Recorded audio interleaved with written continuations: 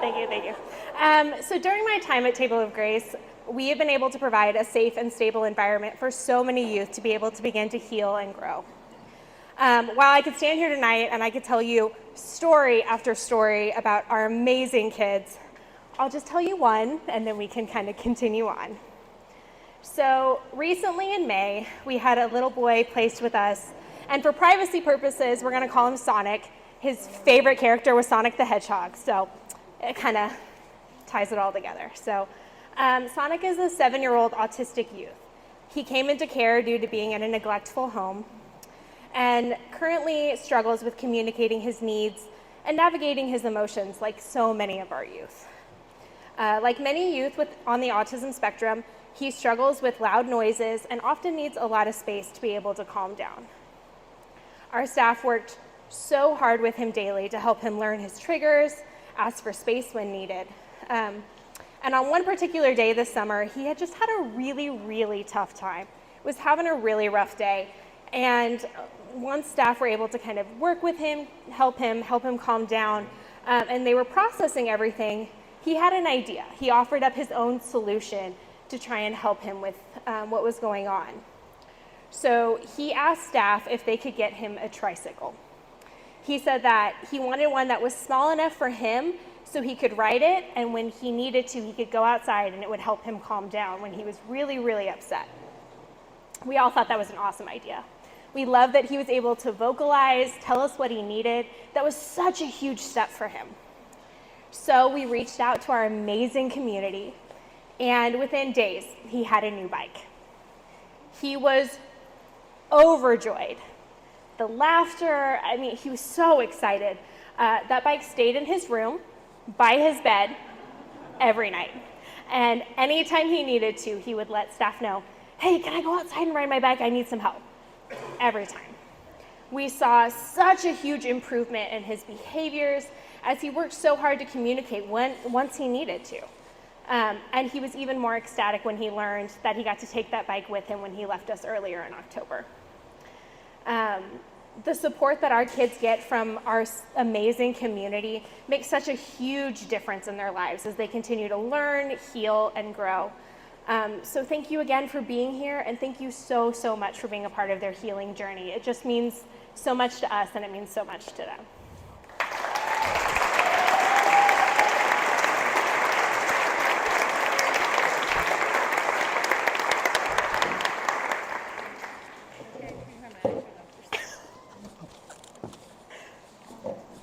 I think you're next.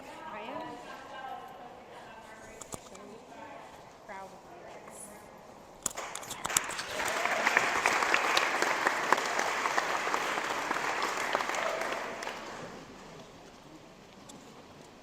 Excuse me. Hi, everyone. Oh, do we need something else? Just clip it on your Oh, okay. Okay, I hope y'all will forgive me. I wrote it down. My name is Chantel, and I'm the director of the Grace 365 program. That's the program that supports the young adults that are aging out of foster care, ages 18 to 21. I was given the choice tonight of whether or not I wanted to speak. Even though public speaking is something that terrifies me more than anything, I didn't want to let the opportunity go by to share just what this program can mean and what a difference can be made when people care enough to help make that difference.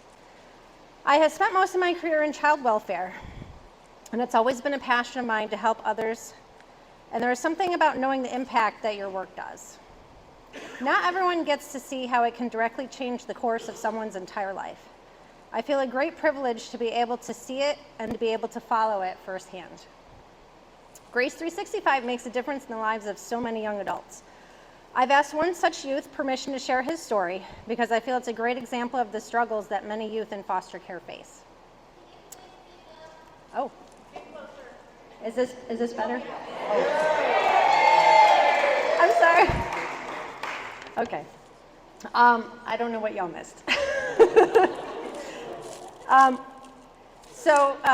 Where was I? Okay, so about a month ago, I received a call from Tony. I first met Tony a few years ago when he moved into a group home for foster youth where I was working. We spent a lot of time together, and after I left that position, we still kept in touch from time to time. After he turned 18, he went back to live with his mom, but things got complicated, as they often do for these kids. His mom, younger sister, and himself were evicted from their home. They lived together for about a month in the car, having put all their possessions in storage. And I can only imagine the stress that that would put on a mom in that situation and what kind of tension that that would create. Tony and his mom had an argument, and it resulted in his mother kicking him out of the car and driving off. He spent a couple of days in the park before I heard him on the other end of my phone, crying desperately for help. He was far enough away that there was no easy fix at that moment. I made call after call and was literally told there was no resources available. The next day I made more calls, and finally the last call I made was to my husband, asking him to drive half the day to go get Tony. And so Tony spent the weekend at my house. But that wasn't the answer that Tony needed. I was finally able to get in touch with the resources needed to get him placed into extended foster care. But there's no guarantee for these kids. Many places are full, and without a placement, often they aren't accepted. Luckily, we were able to place him into Grace 365, and we were able to give him a place of his own, food, clothing, and most of all, hope. He knows that we will be there for him, supporting him and cheering him on as he faces making a life for himself. And we'll be there to support him through all the things that young adults need to learn: how to manage money, cook, write a resume, interview for a job, how to navigate making doctor's appointments, how to buy a car, all the things that we are there to support all of our young adults with. And that only happens with the support of people like you. And I wanted you to know that without you, I don't know where Tony and others like him would be today. But I do know that I wouldn't get to watch them thrive and become the best version of themselves that they can possibly be. So thank you from the bottom of my heart.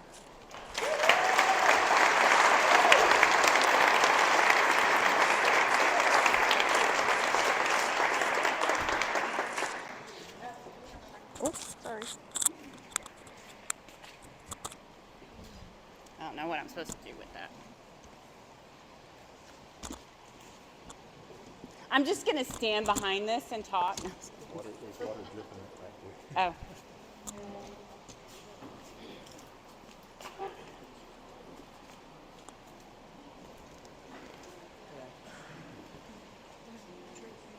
So I don't want to move it over far enough? I think it'll be okay. So I don't need this? No, I think they're recording. So I'm a numbers person. I'm not really a speaker. It's not my thing. So I made this little fancy thing, and I'm going to make y'all dance a little bit. I'm Leanne Seitzinger, and I get the honor of working with volunteers on a daily basis and donors, which is a huge honor for me, and it's very exciting because I came to this program because I love what they do. I too am going to do some reading, and I apologize. Oh, but I'm also old. Unlike everybody else. I just wanted to start off by saying thank you to all the volunteers that came over to help. I mean, it took a lot to put this together, and so many people came and volunteered and spent a lot of time putting this together.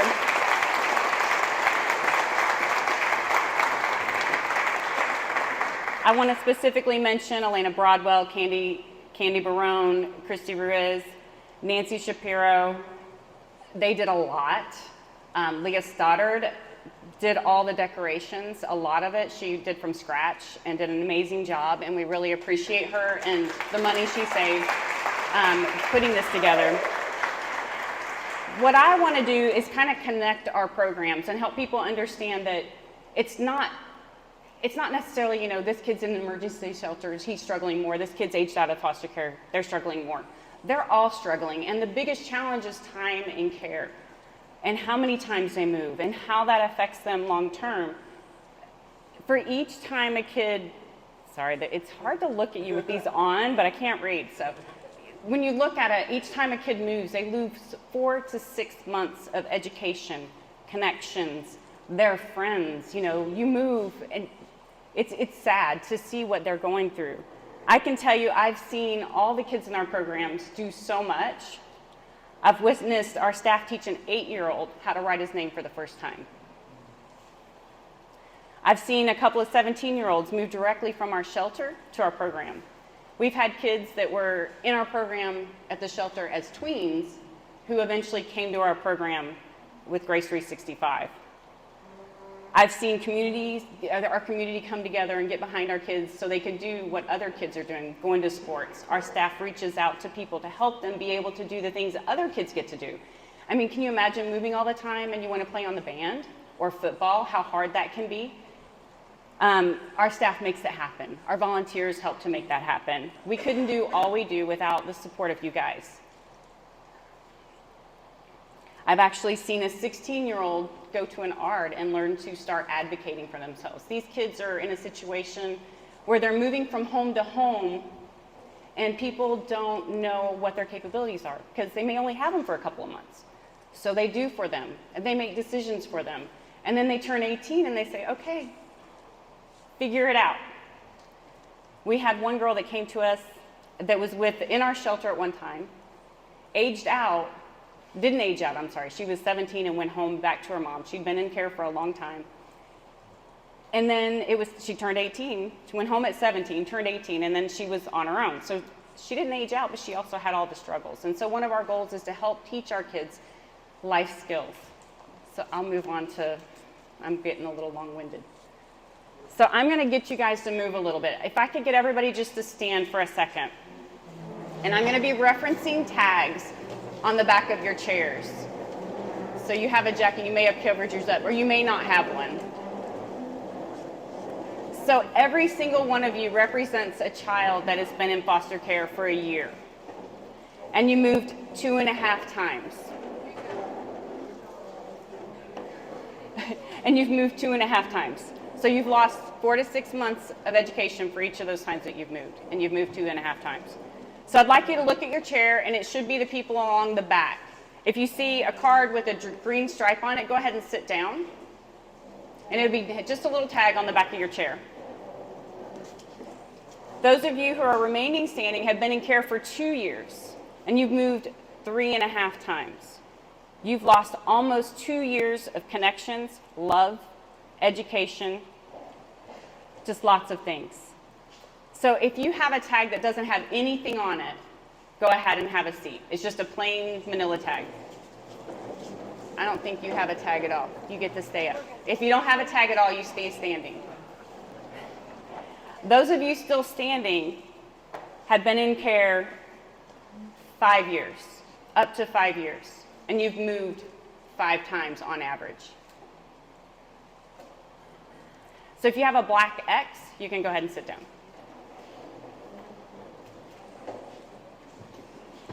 So there should be a few more standing, but that's okay. No, we look good. So you guys have been in care more than 5 years, and you have moved an average of 7 times. That's 28 to 42 months of decision-making, life skills, education, trust, relationships, love, all the things that you have missed. Tonight, each of you have an opportunity to shine your light for kids in our care. Many of them have moved 1 time, but most of them, so many more. You're allowing us to help them learn to shine their own lights. Now, the person who can speak better than anybody on this is Stacy Johnson, and she's going to come up and tell her story and just give you a few minutes. Thank you.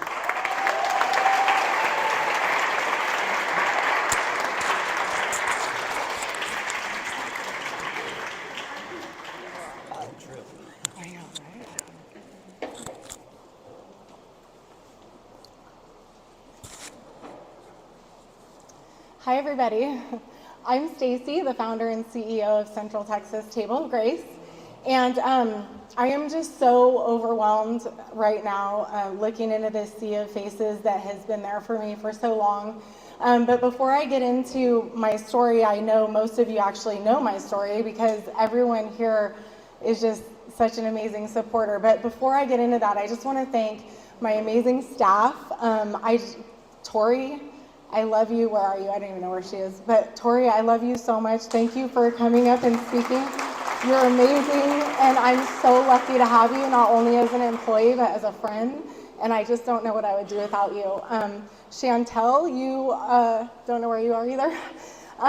You're a shining light, and I'm so lucky to have gotten you in our program, and I'm so lucky that you have the energy and the stamina to do the work every day that we do. So thank you so much.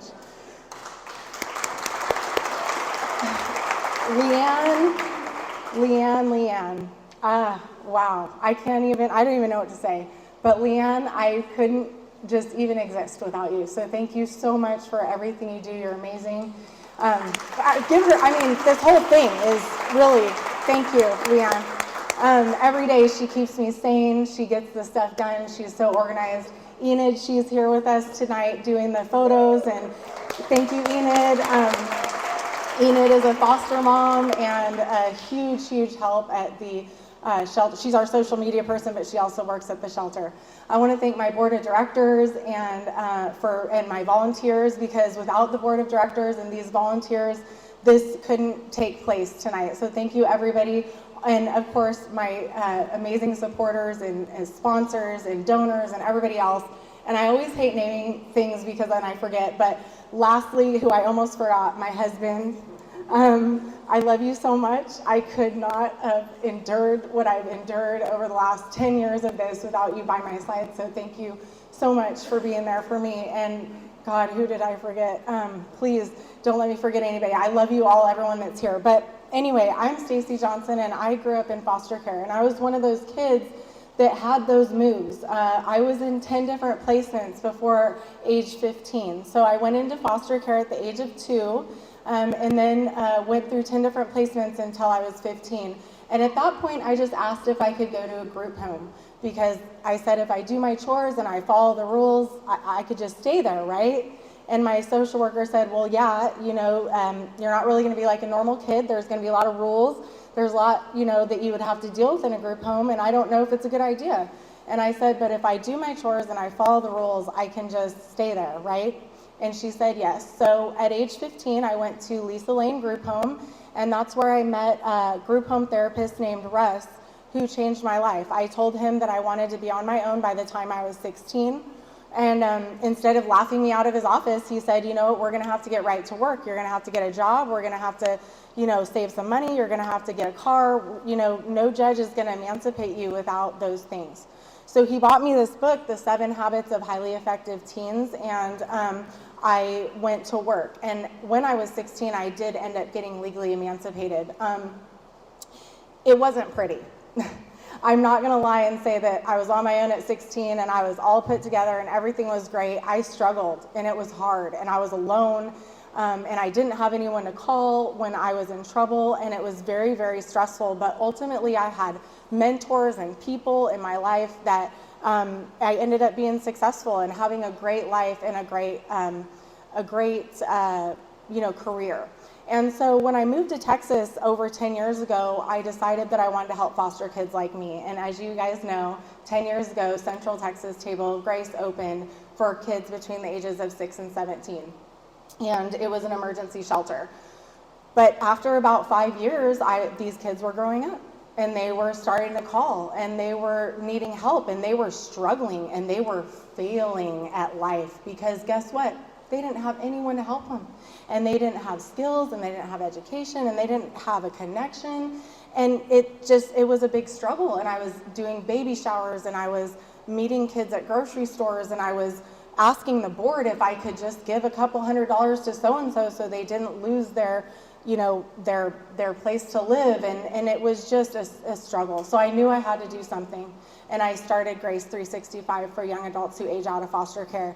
And the exciting thing that I'm here to report tonight is that it truly takes a village and for these kids, and they struggle to find that village. There's just nobody there. They reach, and there's just no one there when they reach out. But guess what? We've secured this community, and we're going to create a village for these kids like we already have, but even better. We purchased 2 pieces of property, and we are going to build an actual physical village for these kids so that they can have a continuum of care from 0 to 21 years old and have to avoid some of those moves, because the moves are what hurt them. It's, to have support, it doesn't necessarily all look the same, but as long as it's consistent, it's better. So what I want to let you guys know is that because of your support, because of you guys being there for us for the last 10 years, and I know there's some new faces here, but really, I just see a lot of people that have loved us for a long time and cared about our kids for a long time. And I have a hard time not getting overwhelmed and emotional because I never had that. I never had a community. I never had a support system, and I never had what I needed.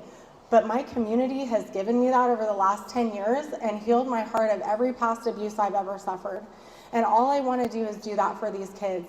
So just so you guys know, the same amazing people that have donated this beautiful venue to us are also our supporters and have been for a very long time. And we're going to build that village. And we've signed on with 8A and Associates, and they are going to help us build that village. And so hopefully in the next couple of years, I don't even know how long it's going to take, but we're starting. We have the property, and we're going to have 26 spots for the young adults, and we're going to build a better shelter where we can have a continuum from 0 to 17. Right now we're renting our building that we're in, and we're only able to serve 6 to 17. So we really love to keep sibling groups together, and we'll be able to do that for every sibling group from now on once we have the village. So I just want to thank everyone here for being a supporter for so long. There's so many faces here that that have been there for me so long, and I just want to say thank you from the bottom of my heart to everyone in this room, because what we do is hard. All of my employees, every day we deal with this day in and day out, and we couldn't do it without the support of our community. So thank you guys so much for being here, and have a wonderful evening. Thank you.